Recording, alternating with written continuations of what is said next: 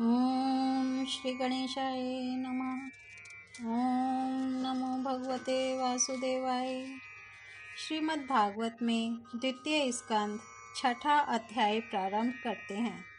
विराट स्वरूप की विभूतियों का वर्णन।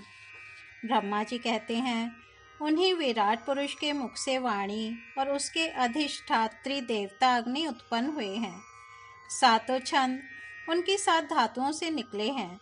मनुष्यों, पितरों और देवताओं के भोजन करने योग्य अमृतमय अन्न, सब प्रकार के रस, रसनेन्द्रिय और उसके अधिष्ठात्री देवता वरुण विराट पुरुष की जिह्वा से उत्पन्न हुए हैं। उनके नास छिद्रों से प्राण, अपान, व्यान, उदान और समान, ये 5 प्राण और वायु तथा घ्राणेन्द्रिय से अश्वनी कुमार, समस्त औषधियाँ एवं साधारण तथा विशेष गंध उत्पन्न हुए हैं। उनकी नेत्रेंद्रिय रूप और तेज की तथा नेत्र गोलक स्वर और सूर्य की जन्मभूमि है। समस्त दिशाएं और पवित्र करने वाले तीर्थ कानों से तथा आकाश और शब्द श्रोत्रेंद्रिय से निकले हैं। उनका शरीर संसार की सभी वस्तुओं के सार भाग तथा सौंदर्य का खजाना है। सारे यज्ञ, स्पर्श और वायु उनकी त्वचा से निकले हैं। उनके रोम सभी उद्भिज पदार्थों के जन्म स्थान हैं, अथवा केवल उन्हीं के जिनसे यज्ञ संपन्न होते हैं। उनके केश, दाढ़ी, मूछ और नखों से मेघ, बिजली, शिला एवं लोहा आदि धातुएं तथा भुजाओं से प्रायः संसार की रक्षा करने वाले लोकपाल प्रकट हुए हैं। उनका चलना फिरना भूः भुवः स्वः तीनों लोकों का आश्रय है। उनके चरण कमल प्राप्त की रक्षा करते हैं और भयों को भगा देते हैं तथा समस्त कामनाओं की पूर्ति उन्हीं से होती है। विराट पुरुष का लिंग जल, वीर्य, सृष्टि, मेघ और प्रजापति का आधार है तथा उनकी जनेन्द्रियां मैथुन जनित आनंद का उद्गम है। नारद जी विराट पुरुष की वायु इंद्रिय, यम, मित्र और मल त्याग का तथा गुदा द्वार हिंसा, निवृत्ति, मृत्यु और नरक का उत्पत्ति स्थान है। उनकी पीठ से पराजय, अधर्म और अज्ञान, नाड़ियों से नद नदी और हड्डियों से पर्वतों का निर्माण हुआ है। उनके उदर में मूल प्रकृति, रस नाम की धातु तथा समुद्र, समस्त प्राणी और उनकी मृत्यु समाई हुई है। उनका हृदय ही मन की जन्मभूमि है। नारद, हम, तुम, धर्म, सनकादि, शंकर, विज्ञान और अंतःकरण सबके सब उनके चित्त के आश्रित हैं। कहाँ तक गिनाए? मैं, तुम, तुम्हारे बड़े भाई सनकादि, शंकर, देवता, दैत्य, मनुष्य, नाग, पक्षी, मृग, रेंगने वाले जंतु, गंधर्व, अप्सराएं, यक्ष, राक्षस, भूत प्रेत, सर्प, पशु, पितर, सिद्ध, विद्याधर, चारण, वृक्ष और भी नाना प्रकार के जीव जो आकाश, जल या स्थल में रहते हैं, ग्रह, नक्षत्र, केतु, पुच्छल तारे, तारे, बिजली और बादल, ये सबके सब विराट पुरुष ही हैं। यह संपूर्ण विश्व जो कुछ कभी था, है या होगा, सबको वह घेरे हुए है और उसके अंदर यह विश्व उसके केवल 10 अंगुल के परिमाण में ही स्थित है। जैसे सूर्य अपने मंडल को प्रकाशित करते हुए ही बाहर भी प्रकाश फैलाते हैं, वैसे ही पुराण पुरुष परमात्मा भी संपूर्ण विराट विग्रह को प्रकाशित करते हुए ही उसके बाहर भीतर सर्वत्र एक रस प्रकाशित हो रहा है। मुनिवर, जो कुछ मनुष्य की क्रिया और संकल्प से बनता है, उससे वह परे है और अमृत एवं अभयपद मोक्ष का स्वामी है। यही कारण है कि कोई भी उसकी महिमा का पार नहीं पा सकता। संपूर्ण लोक भगवान के एक पाद मात्र, अंश मात्र हैं तथा उनके अंश मात्र लोकों में समस्त प्राणी निवास करते हैं। भूलोक, भुवरलोक और स्वर्लोक के ऊपर महरलोक है। उसके भी ऊपर जन, तप और सत्यलोकों में क्रमशः अमृत, क्षेम एवं अभय का नित्य निवास है। जन, तप और सत्य, इन तीनों लोकों में ब्रह्मचारी, वानप्रस्थ एवं सन्यासी निवास करते हैं। दीर्घकालीन ब्रह्मचर्य से रहित गृहस्थ भूलोक, भूवर्लोक और स्वर्लोक के भीतर ही निवास करते हैं। शास्त्रों में 2 मार्ग बतलाए गए हैं, एक अविद्या रूप कर्म मार्ग जो सकाम पुरुषों के लिए है, और दूसरा उपासना रूप विद्या का मार्ग जो निष्काम उपासकों के लिए है।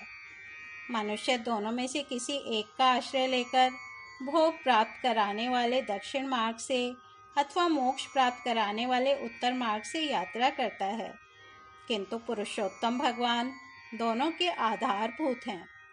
जैसे सूर्य अपनी किरणों से सबको प्रकाशित करते हुए भी सबसे अलग हैं, वैसे ही जिन परमात्मा से इस अखंड की और पंचभूत एकादश इंद्रिय एवं गुणमय विराट की उत्पत्ति हुई है, वे प्रभु भी इन समस्त वस्तुओं के अंदर और उनके रूप में रहते हुए भी उनसे सर्वथा अतीत हैं।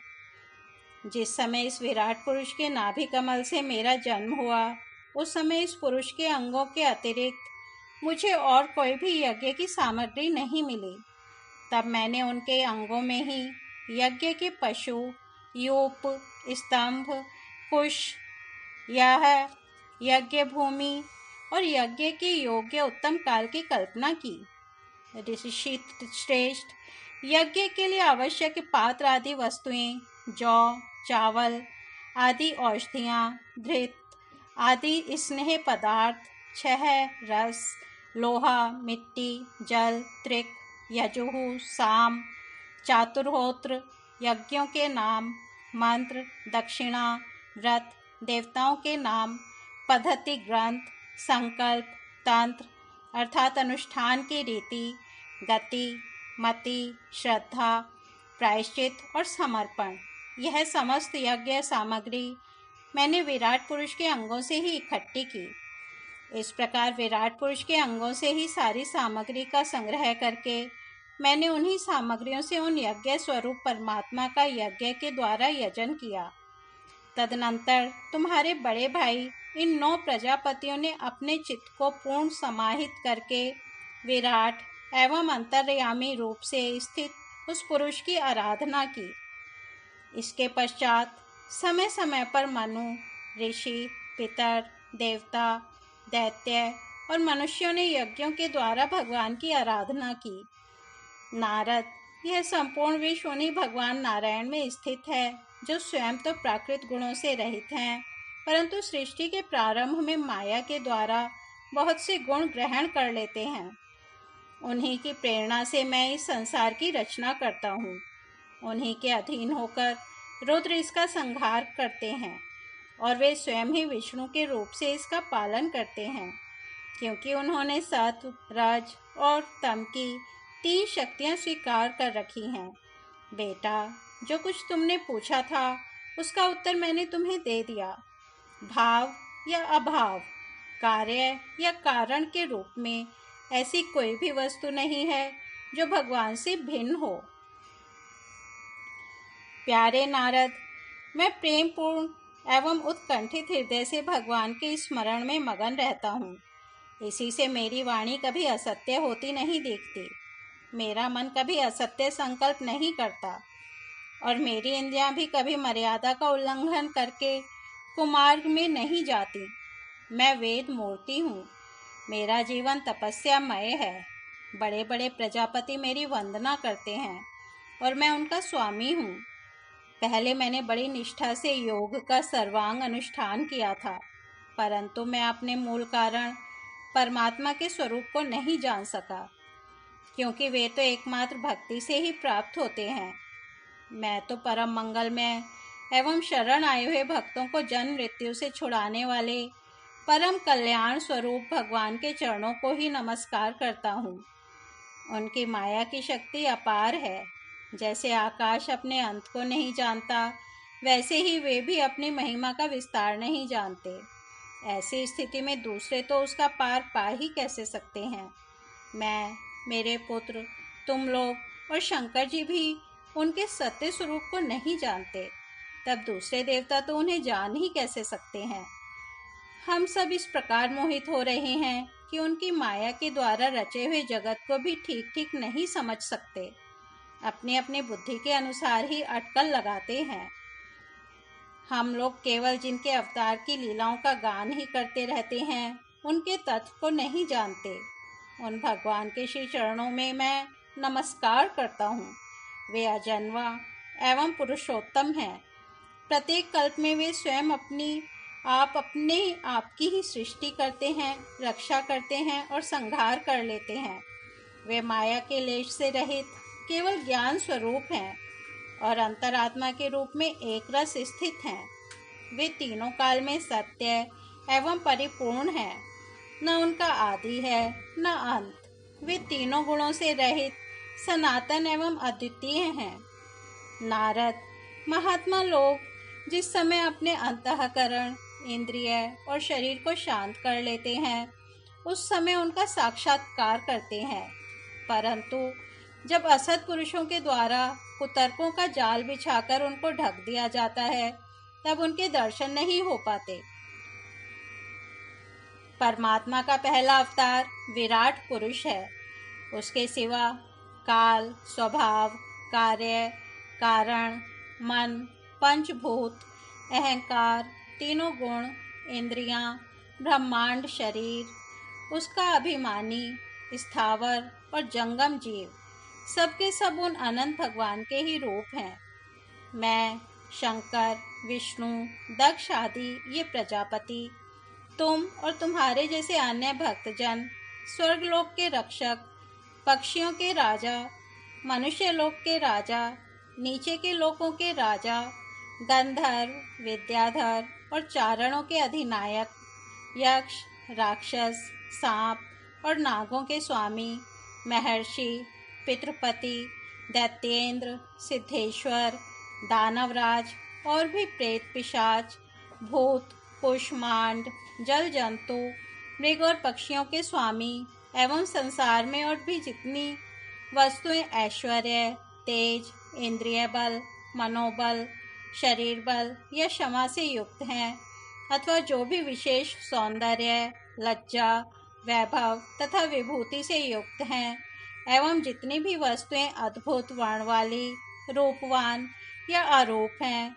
वे सबके सब परम तत्व में भगवत स्वरूप ही हैं। नारद, इनके सिवा परम पुरुष परमात्मा के परम पवित्र एवं प्रधान प्रधान लीला अवतार भी शास्त्रों में वर्णित हैं। उनका मैं क्रमशः वर्णन करता हूँ।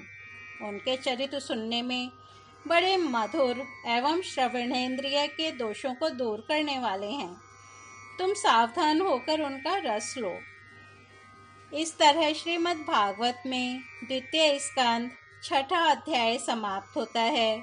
कल 7वां अध्याय भगवान के लीला अवतारों की कथा सुनेंगे। तब तक के लिए विराम देते हैं। हरि ओम तत्सत।